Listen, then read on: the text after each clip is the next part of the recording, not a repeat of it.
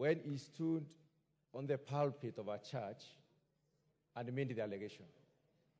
Honorable Speaker, the follow-up activities do not in any way indicate that Honorable Koimburi was remorseful. I believe it is because your office contacted Honorable Koimburi that he has even written the vague apology letter. Honorable Speaker. That is not true, Mutunga. Honorable Speaker. My office spoke to Koimburi this afternoon after issues were raised in the Kamkunji. Thank you, Honorable Speaker, for the correction. But let me adjudicate my point. Honorable Speaker, this letter has cost us a lot of pain and a lot of expenses. Wherever we go, Honorable Speaker, we are required, first of all, to deliver the 2 million before you can start doing anything. We are in a situation where members of parliament are branded in this country, and the circumstances under which this allegation was made were very, very severe.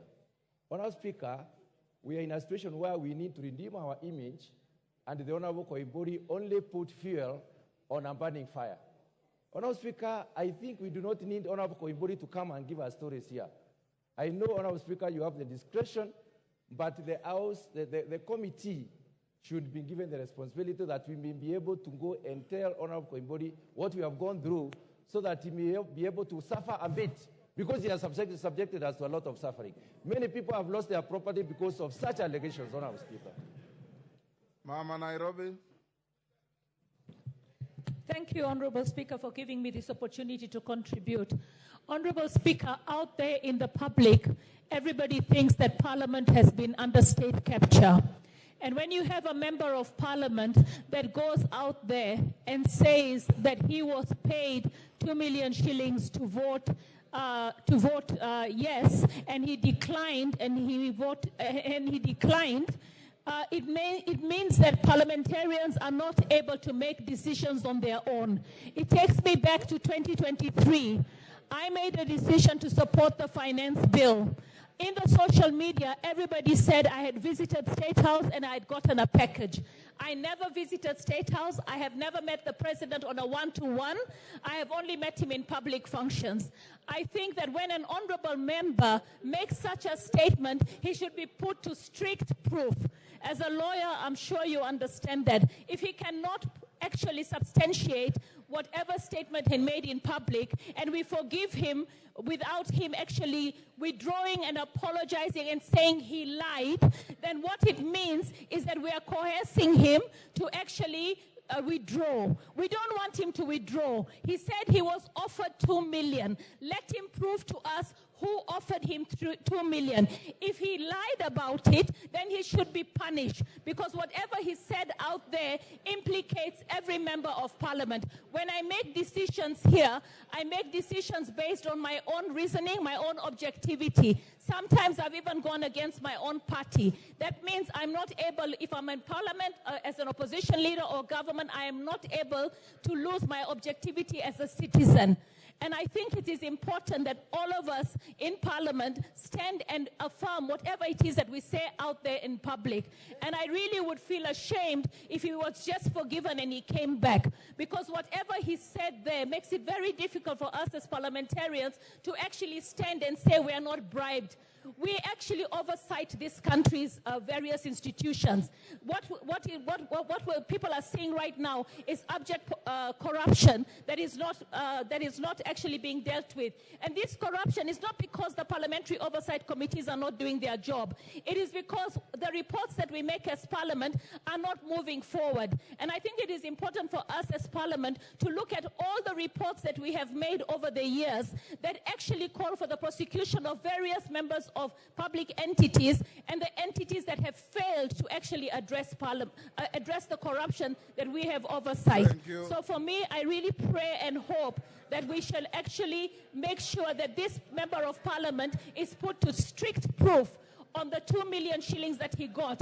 He really, unless he's suffering from amnesia, if he never got an offer for 2 million and he just went out there and made an allegation that implicates all members of Parliament, then he should be punished. Wamumbi.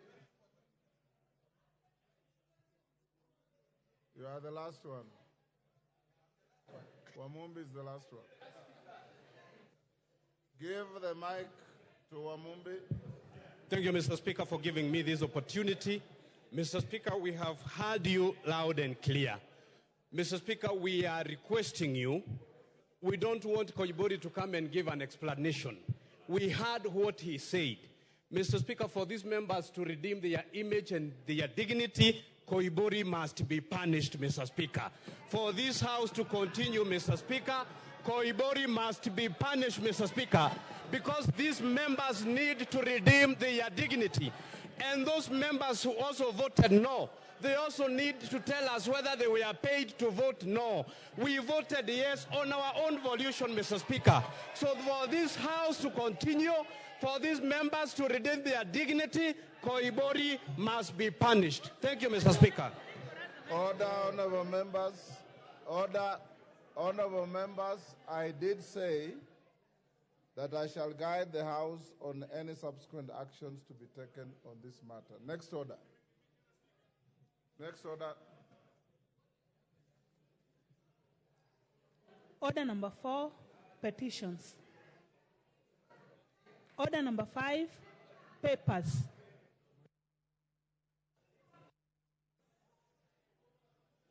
Majority Leader. Yes, The mic, Naomi. Honorable Speaker, I beg to lay the following papers on the table of the House today, Tuesday, July 23rd, 2024. 1, supplementary estimates, 1 for the year 2024-2025 from the National Treasury and Economic Planning, and the following accompanying documents. A, program-based budget. B, recurrent estimate. C, development estimate, volume 1 and volume 2. And D, statement on financial year 2024-2025, supplementary estimate number 1. 2, legal notice number 105 of 2024 relating to the income tax, charitable organization, and donation exemption. Rules 2024, including explanatory memorandum and evidence of public participation from the National Treasury. Number 3, legal notice number 109 of 2024 relating to the road maintenance levy fund, imposition of levy. Order 2024, including explanatory memorandum and reports of the public participation from the Ministry of Roads and Transport.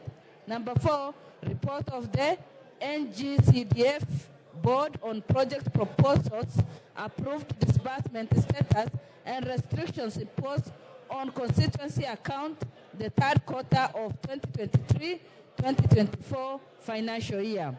Number 5, price stability target and economic policy of the government for the financial year 2024-2025, budget from the National Treasury.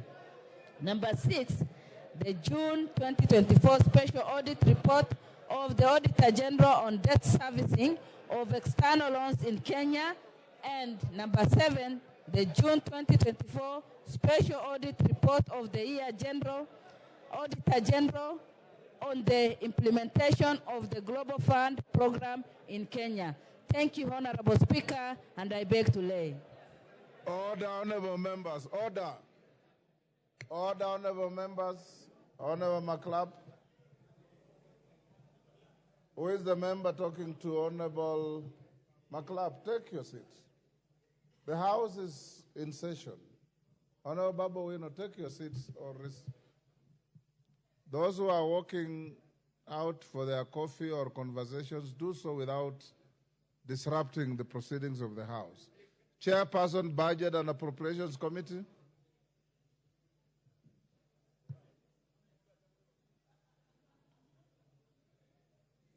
Is Honorable Ndindi Nyoro here? Yes, Mary Mase, are you ready with your report on supplementary estimates? You can do it later. Get in touch with your chair.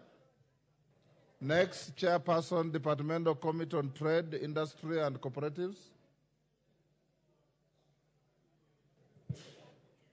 Honorable Speaker, I beg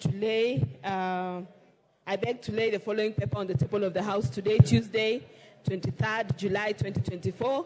That is the report on the Departmental Committee on Trade, Industry and Cooperatives on its inspection visit to the new Kenya Planters Cooperative Union or new KPCU warehouses in Nairobi, Sagana and Meru.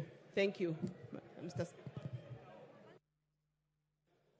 Thank you. Next, Chairperson, Departmental Committee on Finance and National Planning. Member for cases. Thank you, Mr. Speaker. Honorable Speaker, I beg to lay the following paper on the table of the House today, Tuesday, 23rd July 2024. Report of the Departmental Committee on Finance and National Planning on its consideration of the President's Memorandum on the Finance Bill, National Assembly Bill number 30 of 2024. Thank you. I beg to lay. Order number 6. Next order.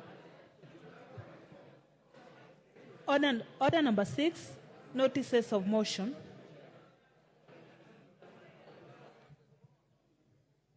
Honorable Emase, we wait for your chairman. You will be given an opportunity to table and give notice of motion. Chairperson, Departmental Committee on Trade, Industry and Cooperatives. Thank you, Mr. Speaker. Mr. Speaker, I'd like to give notice of motion. I beg to give notice of motion of the following motion, that this House adopts the report of the Departmental Committee on Trade, Industry and Cooperatives on its inspection visit to the new Kenya Planters Cooperative Union or new KPCU warehouses in Nairobi, Sagana and Meru, laid on the table of the House on Tuesday, 23rd July 2024. I thank you, Mr. Speaker. Order. Order number 7, questions and statements.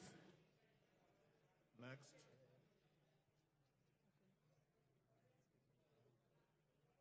Next. Order number 8, motion. Public petition on funds spent contrary to the provisions of Article 223 of the Constitution. Resumption of debate.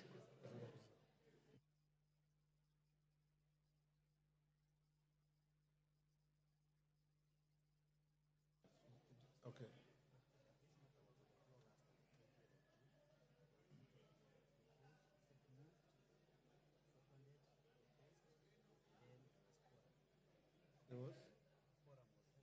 Honorable members, we are now at order. Order members.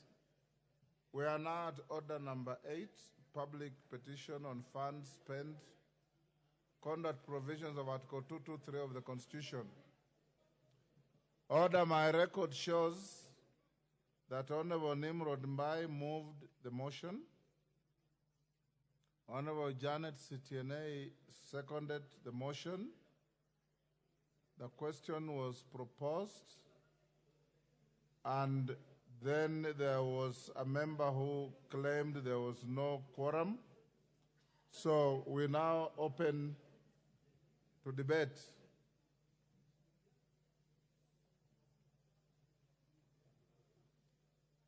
My screen has nobody wanting to speak to this.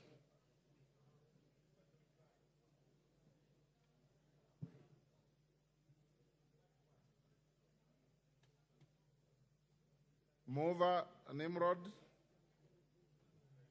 Where's Nimrod? Janet Sitiene.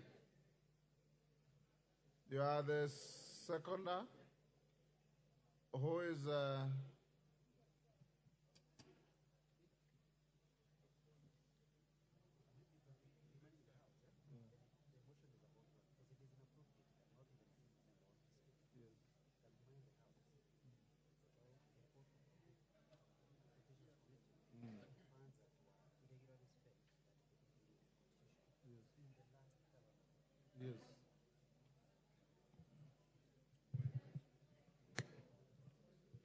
Yes, Makali Mulu.